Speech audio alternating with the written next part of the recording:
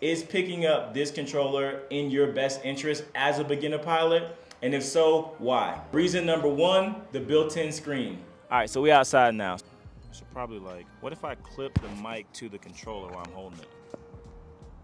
So I've never had a problem with this controller outside in the bright sun. If you're a beginner, I feel like once you fly long enough, because flying off your phone isn't like the worst thing in the world, and it's not bad, and I don't want to make it seem like I'm saying that in this video. It's super bright out here. Let's go back inside. I got to take accountability. It's probably my fault, but usually when I'm flying with this controller and my iPhone, the brightness of the screen starts to dim in and out. And when I'm doing the operation during the flight and I have to adjust the brightness on my phone, that kind of gets me out of the zone. And when you're flying safely, like I always like to fly safe, get up, get down, stay safe.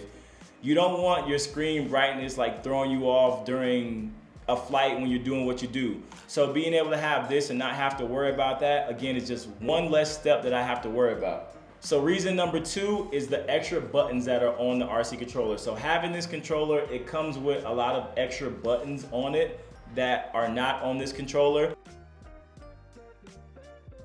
Reason number three, cross-platform compatibility.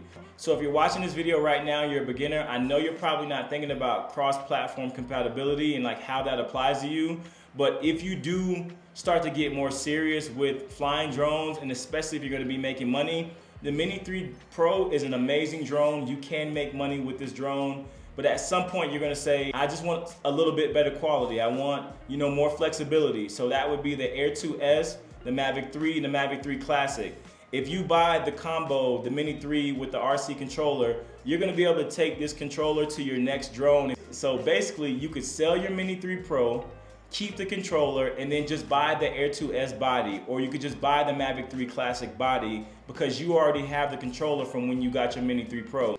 You're not looking to buy a new drone right now, and you shouldn't be. But if you do get to a point where you're like, okay, I want a little bit more power, I want a bigger body frame on my drone, I want to make more money and get higher quality than this is giving you, not that this is bad, you will be able to take that controller with you. So I think just being able to use it on those different platforms is something that's cool. I love this drone. This is the Air 2S. I just sold this drone yesterday, and I'm going to be upgrading to the Mavic 3 Classic. I held on to this Air 2S for as long as possible because this drone is what really changed my life, made me a professional.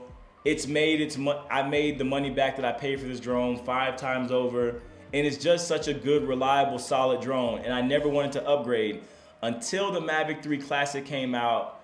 And the reason why I'm upgrading and the reason why I did upgrade, well, I'll talk about that in the next video. So if you guys are new to my channel, make sure you subscribe. I'll be talking about why I sold my Air 2S for the Mavic 3 Classic in my next video Thursday. Being able to fly the Air 2S, Mavic 3 Classic, Mini 3 Pro, being able to fly all of them with the controller, it kind of future-proofs you if you want to keep on going up in the drone industry and up in the trajectory of making money with drones. It just kind of helps you as a pilot. Okay, so last but not least, for my new pilots out there, and even if you're not a new pilot, if you don't have a use case scenario to buy this controller, if you don't have a reason to need to own it, I don't think you should upgrade to this controller.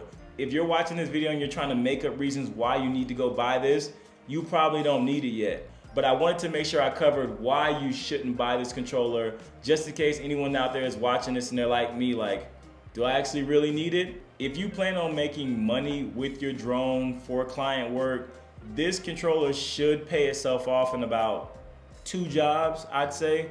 So I think it's a really safe investment, but if you don't need it, you don't need it. I appreciate you guys stopping by the channel. Make sure you guys tune into the next episode when I talk about why I sold my Air 2S to upgrade to the Mavic 3 Classic, and why maybe you should buy the Air 2S and not get the Mavic 3 Classic.